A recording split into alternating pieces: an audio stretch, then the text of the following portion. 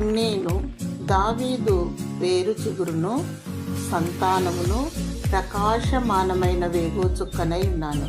ప్రకటన గ్రంథము 22వ అధ్యాయము 16వ వచనం. యేసు అను నేను నా దూతను పంపితిని అని చెప్పిన ప్రభువు తదుపరి తాను ఎవరని కూడా తెలియజేస్తున్నాడు. ఆయన ప్రకాశమానమైన వేకువ చుక్క. సముద్ర ప్రయాణంలో నావికులు వేకువ చుక్కను చూచినప్పుడు బహుగా ఆనందించుదురు. ముఖ్యంగా కటిక చీకటి, పెను తుఫాను వాతావరణంలో వేకువ చుక్క గొప్ప నిరీక్షణాస్పదముగా నుండును. నేడును క్రీస్తు మన జీవితంలో వేకువ చుక్కగా ఉన్నాడు.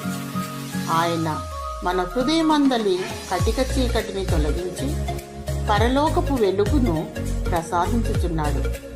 సృష్టి ప్రారంభములో వెలుగు కలుగునుగాక అని సెలవీయగా వెలుగు కలిగెను.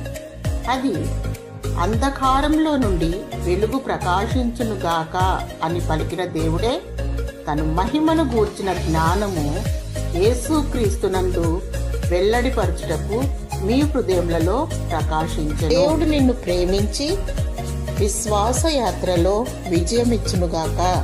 ఆమేన్.